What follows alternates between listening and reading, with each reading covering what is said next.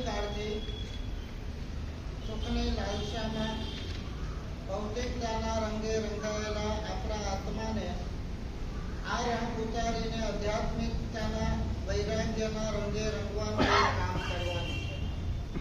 ધાર્મિકતા કો, સંસ્કારિતા કો કે આધ્યાત્મિકતા કો આ કામ કરે છે. આપણી સુખની લાલસાઓ, કામનાઓ અને કશાયોના તાંડવોને રોકવાનું કામ આપણી આ ધાર્મિક સમજણ આપણને આપતી હોય છે. કોઈ પણ તપ ત્યાગની ક્રિયા હોય કે કોઈ પણ સાધના હોય, એની પાછળનું લક્ષ્ય આપણું માત્ર ને માત્ર આ હોવું જોઈએ કે હું મારા આત્માને નિકટ પહોંચું, મારા કશાયો ઓછા થાય, મારી સુખની લાલસાઓ ઓછી થાય અને મારા રાગ દ્વેષો ઓછા થાય.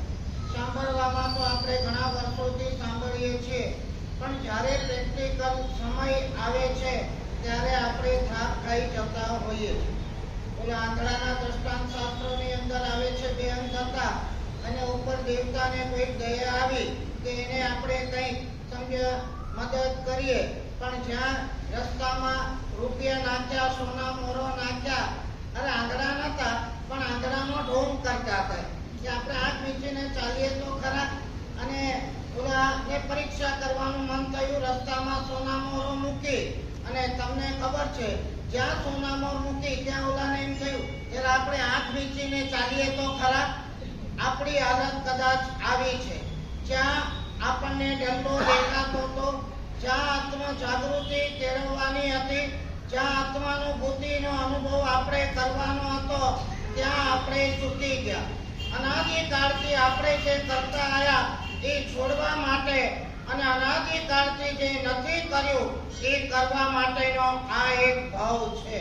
એનાલિસિસ આપણે કરવાનું છે, ડિસ્ક્રિમિનેશન આપણે કરવાનું છે કે આજ સુધી હું શું કરતો આવ્યો છું. જન્મવું, મોટા થવું, ખાવું, પીવું, સુખ ભોગવવા, બચ્ચા પેદા કરવા અને અહીંથી રવાના થવું, તમામ ભાવોનો આ રફતાર છે. આ ભાવ પણ માત્ર ને માત્ર કોઈ આના માટે નથી, કંઈ સ્પિરિચ્યુઅલ અપલિફ્ટ માટે છે. અને સ્પિરિચ્યુઅલ અપલિફ્ટ એને કહેવાય કે આજ સુધી મારું સેલ્ફ સેન્ટર સુખ હતું, આજ સુધી મારું સેલ્ફ સેન્ટર શરીર હતું અને આજ સુધી મારું સેલ્ફ સેન્ટર મારી કામનાઓ હતી. આ સુખમાંથી શાંતિમાં તરફ આપણે જવાનું છે, શુદ્ધિ તરફ આપણે શું છે, આપણે સેન્ટરમાં પૂછો કરો. આપણા દિવસની પ્રત્યેક પ્રવૃત્તિ, આપણા દિવસના પ્રત્યેક વિચારો, આપણા દિવસની પ્રત્યેક વેશ્યાઓના સેન્ટરની અંદર જોઈએ. ડગલે ને પગલે કુટુંબ, પૈસો, પરિવાર, સુખ, આના સિવાય કંઈ જ નથી. જનાવરો પણ એની માટે દોડતા હોય, અજ્ઞાની, અને આપણે પણ જો એની માટે જ દોડતા હોય, આપણા અને જનાવરની અંદર કોઈ કરતા કોઈ ભેદ નથી. વૈરાગ્ય ભાવ એમ કે છે, એક રશિયન ફિલોસોફરે મજાની વાત કરી હતી, main is a rational animal. માણસ જાનવર જ છે પણ થોડી રેશનાલિટી એને વધારે મળી, સરસ મજાનું એને થોડું મળ્યું, થોડી બુદ્ધિ એને મળી છે, થોડી સમજણ એને મળી છે. એક વસ્તુ સમજી રાખજો, હોશિયારી છે ને આપણા હિતમાં પણ વપરાતી હોય અને હોશિયારી આપણા હિતમાં પણ વપરાતી હોય. કોઈ ખોટા કામો કરીને, પાપોના સેવનો કરીને એને કદાચ આપણે ઢાંકી દઈએ, એને આપણે આબાદ એમાંથી છૂટી જઈએ, એમાં ક્યાંય કરતા ક્યાંય પકડાઈએ નહીં, એવી સિફત પૂર્વક આપણે પાપો, દોષો, ગુનાઓ એનું આચરણ કરી દઈએ. આ હોશિયારીથી છૂટી જવું એ આત્માને અહિત કરનારી હોશિયારી છે. નહીં સમજાય? થોડું ચિંતન કરશો તો સમજાશે. મારે મારા આત્માનું હિત કરવું છે, એના માટે વપરાતી હોશિયારી એ પ્રોપર હોશિયારી. અરે ખોટા કામ નથી કરવા, ખોટા કામ કરીને આબાદ બચી જવું, પકડાવવું નહીં, એ કોઈ હોશિયારી નથી, આ કોઈ ચાલાકી નથી. હકીકતની અંદર આ એક જાતની બદમાશી છે, બદમાશી. પણ આપણે બધી જ તાકાત આપણે આવી ચાલાકી, હોશિયારીમાં આપણે લગાવી દેતા હોઈએ છીએ અને આપણી જાતને આપણે હોશિયાર સમજતા હોઈએ છીએ, આપણી જાતને આપણી પીઠ થાબડતા હોઈએ. ગુનો કરવો આપણને ખોટું નથી લાગતું, પણ ગુનામાંથી આબાદ બચી જવું હોશિયારીપૂર્વક, એમાં આપણી જાતને આપણે શ્રેષ્ઠ સમજતા હોઈએ. આજથી મેં આયા, તમને લોકોને આ સંસ્કૃતના પ્રાકૃતના માગધીના શબ્દો, એની ઇફેક્ટ એનો સમજ્યા, એના રોમાંચો તમને ખબર ના પડે. અમે લોકો ભણ્યા એટલે અમને સમજી શકીએ કે પરમાત્માના મુખમાંથી નીકળેલી આ માગધી ભાષાનો અસર શું ચીજ છે. આજથી મેં આયા, મારો આત્મા છે. ગઈકાલે પણ મેં તમને વાત કરી હતી, સેલ્ફ સેન્ટરમાંથી જ્યારે શરીર નીકળી જાય અને આત્મા ગોઠવાઈ જાય, મયંકભાઈ, મોટા ભાગની બદમાશીઓ, ખોટા કામો, ગુનાઓ, પાપો ને દોષો ઓટોમેટિકલી ઓછા થઈ જાય. આજથી મેં આયા, મારો આત્મા છે ભાઈ, હું શરીર નથી. વિચાર તો કરો, અમારા હમણાં અમે હરિભદ્ર સુરી મહારાજનું અષ્ટક વાંચીએ છીએ ને એમાં આવે છે, તમે કદાચ જો હું જે બોલું એને સમજીને પકડવાનું, અર્થનો અનર્થ નહીં કરવાનો. એમાં બહુ માર્મિક અર્થો હોય છે, ડીપ અર્થો હોય છે. કીધું છે કે ભાઈ તમે એકાંતે ધ્યાન બી કરશો, તમે તપ બી કરશો, તમે સાધનાઓ બી કરશો, તમે ત્યાગ પણ કરશો અને એનાથી તમારા રાગ દ્વેષ એકાંતે ઓછા થઈ જશે એવો કોઈ નિયમ નથી. આવું કીધું.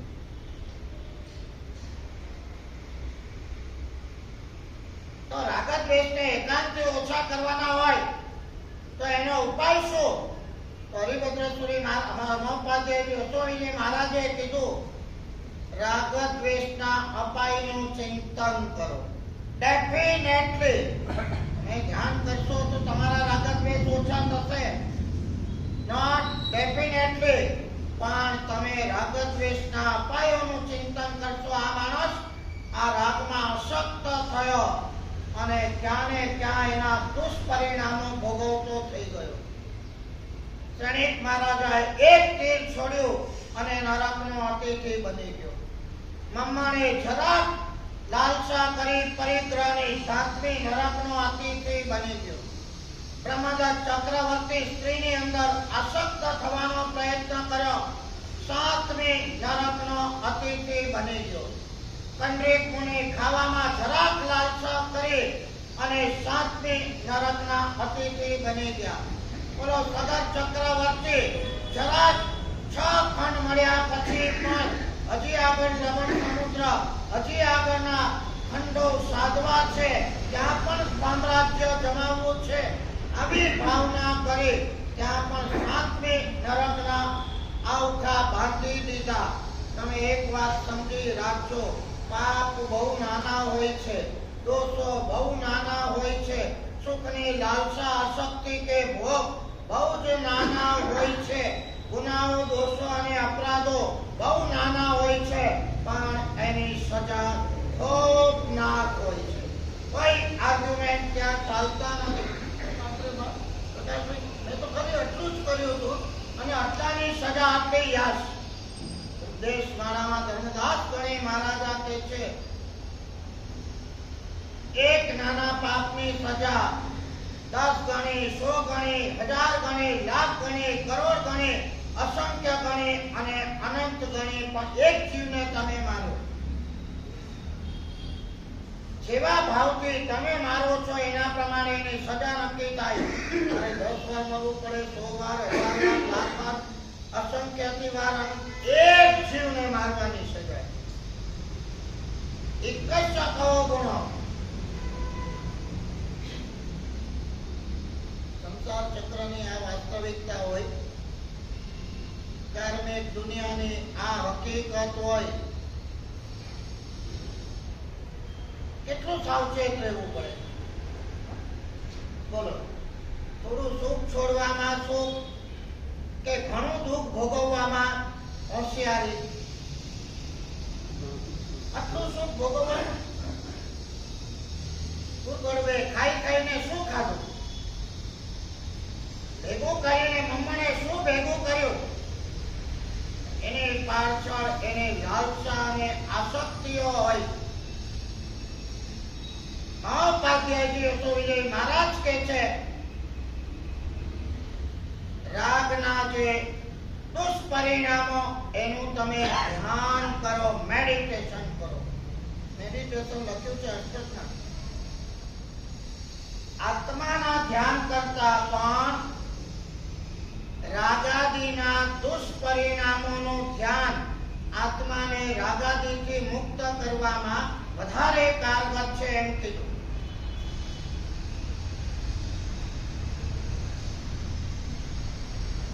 હોસ્પિટલોમાં જાઓ છો કોઈ દિવસ? મરીજોને જોઈને ક્યાંય માયલો હલતો નથી. મશાનમાં જાઓ છો, મરદાઓને ચિતાઓ બળતી જોઈને ક્યાંય માયલો હલતો નથી.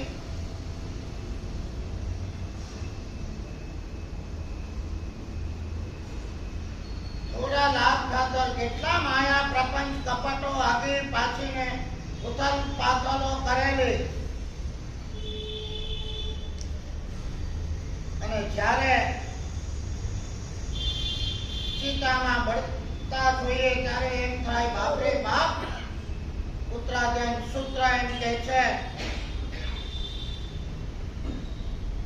જે અર્થ માટે તું આટલા માયા પ્રપંચ કપટ કરે છે, એ અર્થ કમાઈને તું લાવે છે, એની પાછળ એના જલસા બધા કરે છે તમારા પરિવાર વાળા. બરાબર? એમને મળે છે તમને પ્રકાશભાઈ? ફેક્ટરીઓ એમને ચાલે છે.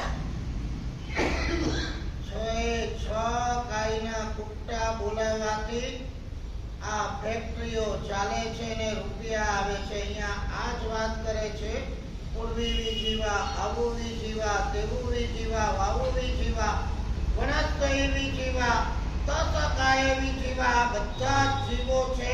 જૈન ધર્મ સિવાય જીવોની આ સૂક્ષ્મતમ વાસ્તવિકતા બીજા કોઈ ધર્મ બતાવી શકે એમ નથી. અને લોજિક થી, શ્રદ્ધાથી પણ નહીં.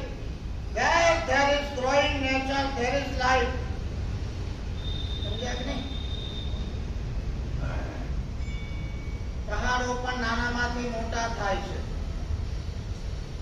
કુવાના પાણીઓ પણ છલકાય છે. પથ્થરની ખાણોમાં આ અરસના પથ્થરો પણ ગ્રોઈંગ થાય છે કે નથી થતા? ચૈતન્યનો વિકાસ જીવ વગર શક્ય નથી, આત્મા વગર શક્ય નથી. અને આવી સૂક્ષ્મતમ વ્યાખ્યા જીવોને આ તો પૃથ્વી કહેવી કે બાદલ, પણ એમાં પણ સૂક્ષ્મ તમારી ચર્મ ચક્ષુથી જોઈ ન શકાય એવા જીવો.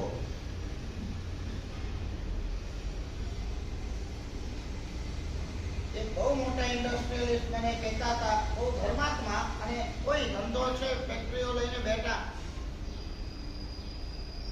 મને કે મારા સાહેબ, અમારા ઘરમાં લગભગ બધા 12 માસ માંદા ને માંદા જ રહે છે. ધર્માત્મા હતા, સમજુ હતા, સત્સંગી હતા. એટલે પાછા મને કે મારા સાહેબ માંદા જ રહે, એમાં કોઈ આશ્ચર્ય નથી. કેમ કે અમારી ફેક્ટરીઓમાં જે ચીમનીઓ, જે અગ્નિઓ, જે ધુમાડાઓ, જે પ્રાણીઓ અને જે નાના ત્રસ જીવોના ખુરદા બોલાય છે, એનાથી એમની હાઈ ને અસમાધિ ઊભી થાય છે. એનાથી અમને સમાધિને સાતા મળે એ વાતમાં કોઈ માલ નથી.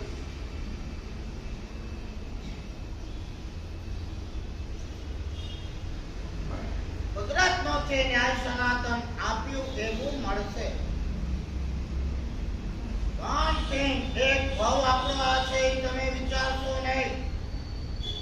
એક ભાવમાં કેટલું ખાવા પીવા ભોગવવા અને સુખ આ શરીરને જોઈએ છે, ખાલી વિચારો તો ખરા. અને એની માટે તાંડવો કેટલા, ઉથલ પાથરો કેટલી. આપણે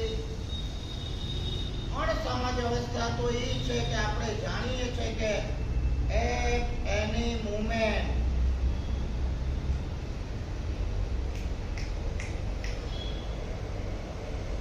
જન્મવું બહુ દુષ્કર છે, મરવું બહુ આસાન છે. બરાબર? છાતી કાઢીને કોલર ઊંચા કરીને આપણે ફરતા હોઈએ સૂટ બૂટમાં પણ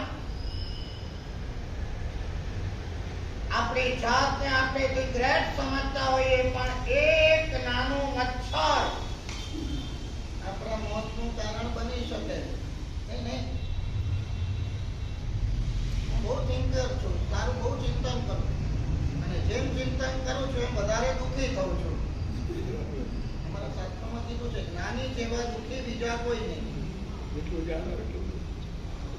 હા, એટલે જ્ઞાનીને આપી મંતવ્યમ, અજ્ઞાનીને આપી મંતવ્યમ, તો કી મંતમ માથાપોડ કર્તવ્યમ.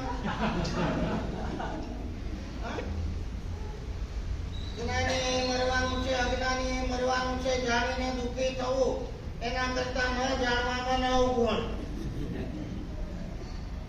ભગવતે સૂત્રમાં એમ કીધું છે કે આ વિશ્વનો સૌથી દુઃખીમાં દુઃખી માણસ સમ્યક દ્રષ્ટિ આત્મા છે. સૌથી દુઃખી. નહીં સાંભળ્યું હોય કોઈ દિવસ? જેટલું જાણો એટલું દુઃખ છે, કેમ કે લોજિકલી આ સંસારમાં પંચસૂત્ર કે છે દુઃખ હોય દુઃખ ભલે દુઃખાનું બંધે ઉણે ખાંચરે. આચા રામ સૂત્ર પણ એમ કે અટ્ટે લોહે પલીતે લોહે અટ્ટે પલીતે એમ લોહે. દુનિયાના કોઈ પણ ખૂણા તમે જુઓ દુઃખ દુઃખ અને દુઃખ ઠાંસીને ભરેલું છે. હવે એમાં તમે જેટલી જાણકારી મેળવવા જાઓ એ દુઃખની જ મળવાની છે, દુઃખી જ થવાના છો. ગઈકાલનો ચક્રવર્તી આજે સાતમી નરકમાં હોય આવું જાણ્યા પછી, ગઈકાલનો દેવાત્મા આજે પૃથ્વી કાય અપકાય ને વનસ્પતિ કાયમાં ફેંકાઈ જાય જાણ્યા પછી, એક ખાલનો કૂવો થઈ જાય કઈ વાડીના મૂળા અને કયા બેઝ ઉપર આપણે સુમાથી લઈને ફરીએ છીએ ખબર પડતી નથી.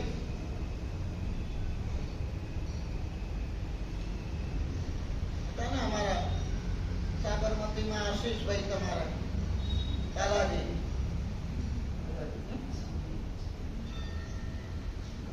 આપણે નિસ્બત નથી કેટલા હજાર કરોડની પાર્ટી, તમારા કેટલા હજાર કરોડની પાર્ટી. હું તમને માનું કે સાર્થક ત્યારે કે ઈ તમને તમારા મોંઘા મુજબ સેફ્ટીનો પ્રોટેક્શનનો તમને ખાતરી આપે તો. સમજે કે નહીં? રૂપિયા છે ને હવે તને કઈ નહીં થાય, તમને ફાંકો છે, અમે તો સાચી સમજણ આપીએ. તમારા મનમાં રાય છે પૈસા છે તો આખી દુનિયાને આપણે પહોંચી વળશું.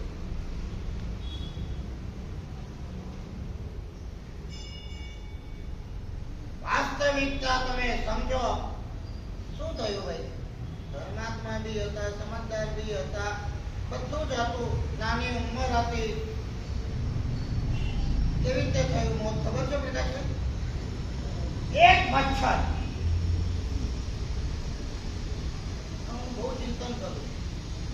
ઊંચી ભૂમિકાએ પહોંચેલો માણસ સાંસારિક દ્રષ્ટિએ બુદ્ધિથી, આવડતથી, હોશિયારીથી, ચાલાકીથી, પુણ્યથી, લાગવકથી બધું અજમાવવું પડે છે ને. હા, આટલા 1000 કરોડના માલિક એમને બનાય છે રાતોરાત? આટલા ખંડા પોલિટિશિયનોના રૂપિયા એમને દવાય છે?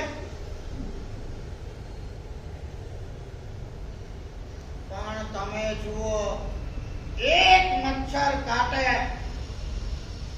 શું થાય છે એમાંથી?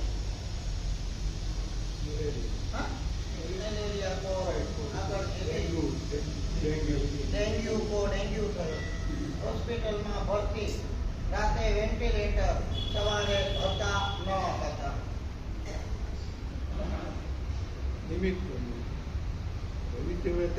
સમજો ને કે એક મચ્છર એ મારા મોતમાં નિમિત્ત ભૂત થઈ શકે છે, તો આ કોલર ઊંચો રાખીને ફરવાનું બંધ થઈ જાય.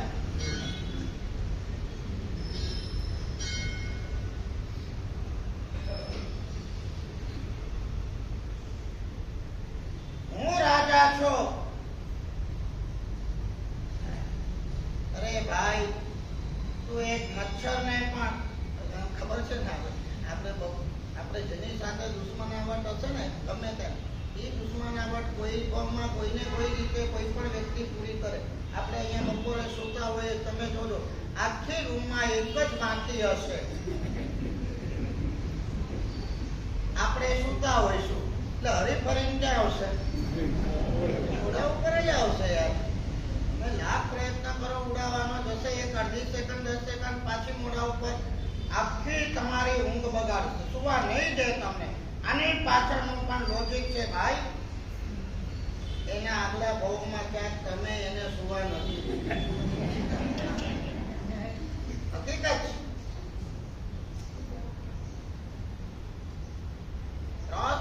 કાર્યકારણ ભાવનો સિદ્ધાંત આ કોસ્મિક લો એન્ડ ઓર્ડર ની અંદર બહુ જ વ્યવસ્થિત છે.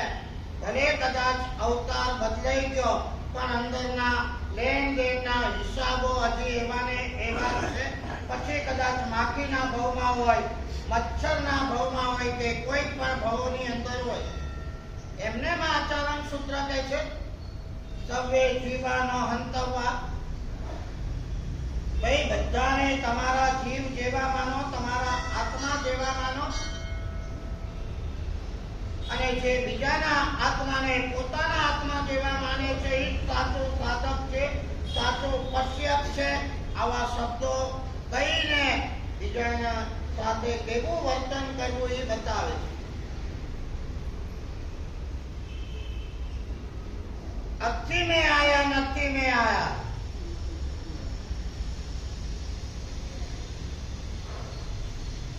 હકીકત બહુ કઠણ. હું તમને દાખલો આપીને કહું, અત્તરનું એક બૂંદ તમારે જોઈતું હોય તો શું કરવું પડે? બોલો, તમારે બોલવાનું થોડું. અત્તરના એક બૂંદ માટે શું પ્રોસિજર હોય? હજારો ગુલાબની પાંદડીઓ જોઈએ અને એને લસોટવાની કળા પણ જોઈએ. હજારો પાંદડીઓ હોય, એને તમે લસોટો લસોટો લસોટો, ત્યારે એક બૂંદ જેવું અત્તર નીકળે માંડ માંડ. આજે મારે તમને કહેવું છે, જીવનભરની કદાચ આપણે છે ને અત્યારે શોબાજી બહુ વધી ગઈ છે. ધાર્મિક ક્ષેત્રમાં પણ શોબાજી. મેને લેક્ચરર્સ પર્યુષણમાં તમે જુઓ, પર્યુષણ માળાઓ, અને પર્યુષણ માળાઓની અંદર પ્રવચન શબ્દ નથી બોલતો, લેક્ચર આપનારા એ પાછા જઈને કરો, એ પાછા જૈન ધર્મની મહાવીરની આત્માની વાતો કરનારા શું છે પણ. અને બહાર નીકળીને એની જીવન જુઓ તો ખબર પડે.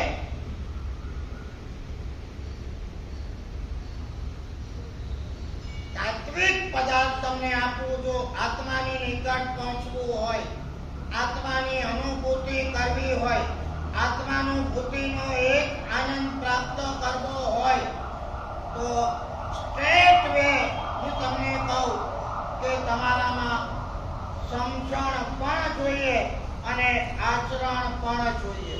સમજણ એ 1000 પુષ્પોની પાંદડી જેવું છે, અને આચરણ એ પુષ્પોને લસટવાની કળા જેવું પણ છે. પાંદડી પણ જોઈએ, લસોટવાની કળા પણ જોઈએ, અને પછી એમાંથી એસેન્સ નીકળે એક બૂંદ અત્તરનો.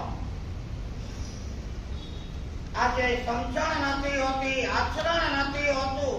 જો તમે ઘણા આ પ્રવચન માળાઓની અંદર લેક્ચરોમાં એ આત્માની વાત કરશે, એ આગમોની વાત કરશે, એ ધ્યાનની ઊંચી ઊંચી વાતો કરશે. વિદ્વત્તા છે, વાક છટા છે, બોલવાની ચતુરાઈ છે, સામેવાળાને પાણી પાણી પાણી પણ એકવાર કરી નાખશે, પણ એક વાત તમે સમજી રાખજો, એમની પાસે જ્ઞાન હશે, વાત છટા હશે, સબ્જેક્ટો હશે, નોલેજો હશે, પણ રિવર્સની અંદર એનું કોઈ કરતા કોઈ રિઝલ્ટ એટલા માટે નહીં હોય કે નીચે ઉતર્યા પછી આ જ વ્યક્તિને તમે ત્યારે જોશો ને ક્યાંક નાટકમાં, ચેટકમાં, પિક્ચરમાં, હોટલમાં, રિસોર્ટમાં, રેસ્ટોરન્ટોની અંદર નાચ ગાન કરતા જોશું ત્યારે આપણને એમ થાય આ એ જ વ્યક્તિ છે જ્યાં ધર્મ સભાની અંદર આત્માની વાત કરતો હતો અને આજે આ નાટક ચેટકની અંદર ચકડી મચાવે છે. મનસી અન્ય વચસી અન્ય ક્રિયાયા અન્ય દૈવઈ. એકલી શાબ્દિક માયાજાળની કોઈ અસર નથી હોતી, વાક છટા કે ઓરેટરીની કોઈ અસર નથી હોતી. અમારા અભણ સાધુઓની પણ એક અસર હોય છે, કેમ કે એમના શબ્દો નથી બોલતા, એમનું જીવન બોલતું હોય છે. જુઓ તમે, ઘણા એવા અમારા સાધુઓ છે બહુ ઓછું ભણેલા છે, પણ અહીંથી બોલતા હોય ત્યારે એની અસર હોય છે. તમને કહો એટલે તરત અંદર ઉતરી જાય ને અસર થઈ જાય, કેમ કે એમના શબ્દો નથી બોલતા, એમને જીવન બોલતું હોય છે.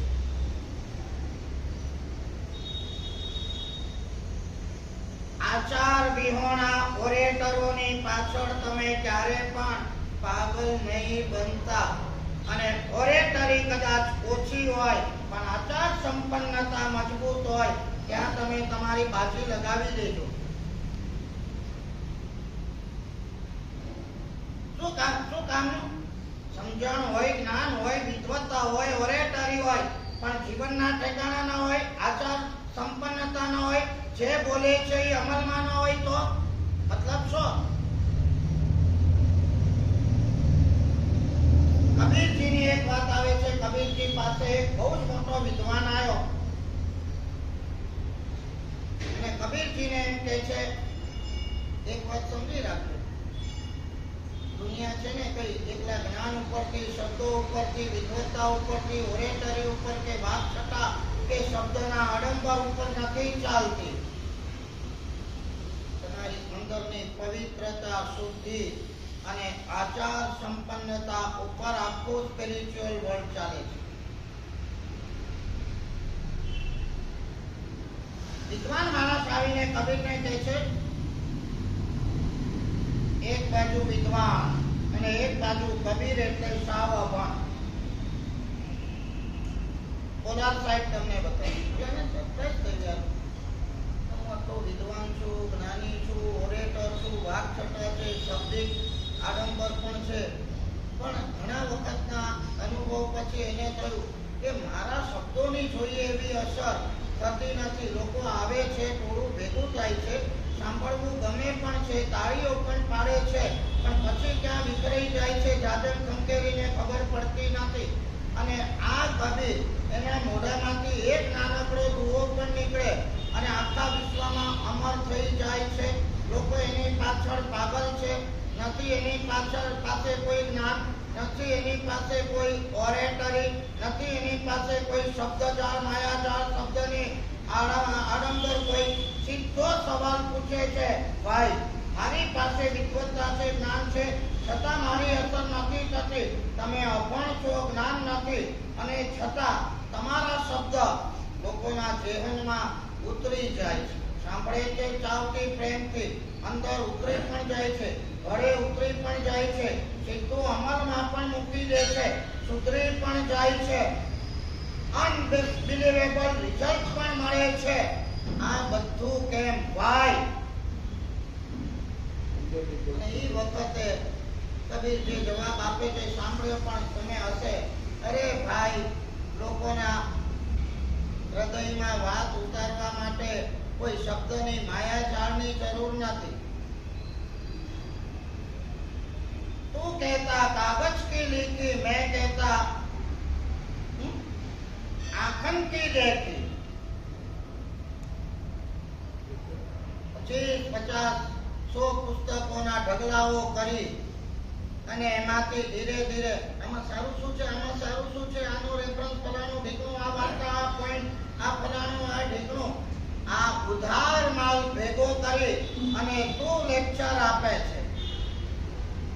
कहता कागज की लिखी કોકની ઉઠાંતરી કરેલી, કોકમાંથી આ લીધેલું, કોકમાંથી તે લીધેલું, ક્યાંકથી સાંભળેલું, ક્યાંકથી વાંચેલું, ક્યાંકથી લીધેલું તું બોલે કાગજ કી लिखी। અને મેં કહેતા બોલવું હોય તો આજે બોલી જાવ, કાલે પ્રશ્નમાં પૂછવાનો નથી। મેં કહેતા અખંડ કી लिखी એટલે અનુભવની વાણી હું તારા એક શબ્દો મોઢામાંથી નીકળે છે, મારા એક શબ્દો અનુભવની ગરણીમાંથી ઘડાઈને હૃદયમાંથી નીકળે છે। શબ્દો ઉઠાંતરી કરેલા ઉધાર છે અને મારા શબ્દો અંતરમાંથી નીકળેલા છે। તારી એક ભાવના છે કે મારા શબ્દો, મારું લેક્ચર લોકોને ગમે, મારી એક ભાવના છે કે મારી વાતો મને પોતાને ગમે। લોક રંજન માટે તું વાત કરે છે, હું લોક રંજન માટે નથી કરતો, પણ મારા આત્માના રંજન માટે અને એમના હૃદયના પરાવર્તન માટે હું વાત કરું છું। તારી પાસે કદાચ શબ્દોનું આડંબર હશે, મારી પાસે શબ્દોનું આડંબર નથી, પણ મારી પાસે ભાવનું આડંબર છે।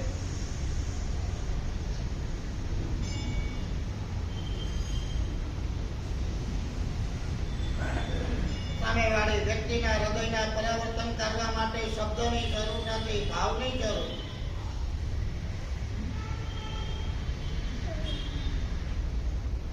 અને આ ડિફરન્સ તારામાં ને મારામાં હોય, એ ડિફરન્સ શબ્દો દ્વારા નીકળે છે। એટલે મારી પાસે ગામઠી ભાષા છે, પણ મારી પાસે ભાવ છે, હૃદય છે, અનુભૂતિ છે।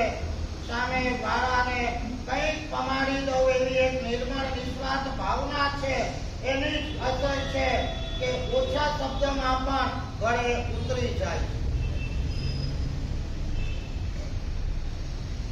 શાસન શેના પ્રભાવે ચાલે છે તમને ખબર નહીં હોય? આ શબ્દો અમે આગમ વાંચતા નથી, પણ એમાં પરમાત્માની કરુણા જોઈએ છે, પૂર્વાચાર્યોની કરુણા ઠાંસીને ભરેલી અમને દેખાય છે। એકેશામ નો નાયમ ભવૈયા શબ્દ 3.5 કરોડ રોમ રાખી ઉભી આપણું નસીબ છે કે આપણો નંબર હજી એમાં નથી લાગ્યો। થોડી તો ખબર પડે છે કે મારો આત્મા છે, આ લોક છે, પરલોક છે, કર્મ છે, આત્મા કર્મથી બંધાય છે, આ કર્મો ઉદયમાં આવે છે ને કર્મો જીવોને ભોગવવા પડે છે, એને લઈને સુખ અને દુઃખની અનુભૂતિ આટલું ખબર તો પડે છે। એટલે આચારાન સૂત્રમાં સિદ્ધાંતાચાર્ય જે કહે છે એકેશામ 99% જીવોને ખબર નથી પડતી આ બધી, એમાં 1%માં આપણો આંશિક નંબર હજી લાગ્યો છે। હવે આપણે એને અમલમાં મૂકવાનું છે, ખાલી જાણીને મતલબ નથી।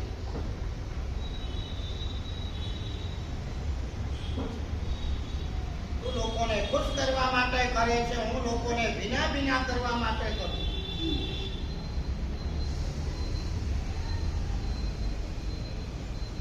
અનુભૂતિ કેવી રીતે થાય? 3 તત્વો સમજી લો। સમજણ જોઈએ, આચરણ જોઈએ અને શ્રદ્ધા જોઈએ।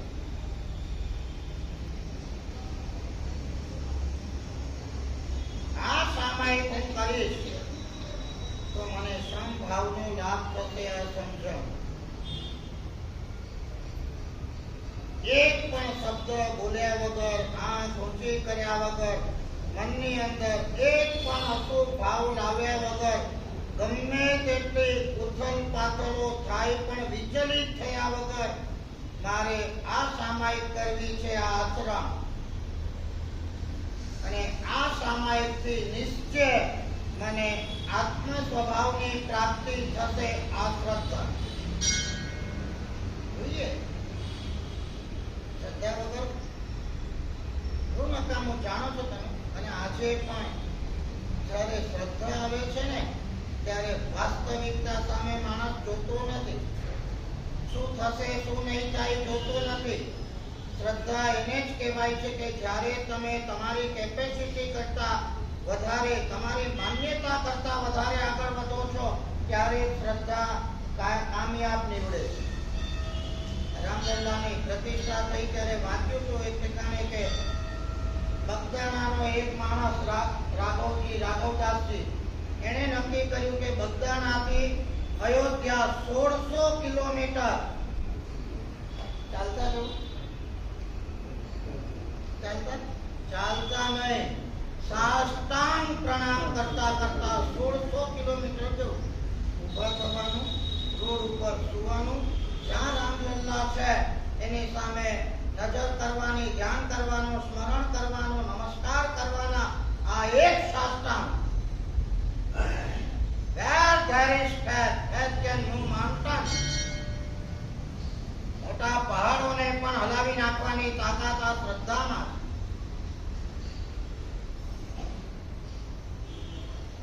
કરીએ છે ખરા, પણ નહીં સમજણ, નહીં આચરણની શુદ્ધિ કે નહીં શ્રદ્ધા તો ભાવ જાગતો નથી. કઈ ફળ ક્યાંથી મળે? પણ ભાવે ક્યાંથી જાગે ને ફળે ક્યાંથી મળે? આસાન આપણે જોતા નથી. અમે 99 કરાવીએ ને બધા ભાઈ અઠમ કરીને 15 જાત્રાઓ, 7 ને 6 વર્ષના છોકરા 45 ડિગ્રી ગરમીમાં જોવ્યા છઠ કરીને 7 જાત્રાઓ. Beyond imagination, beyond capacity. જ્યારે શ્રદ્ધાનો અફાટ સાગર ઊંઘવાય છે ત્યારે આ બધી વાસ્તવિકતાઓ અકિંચિત કર થઈ જાય.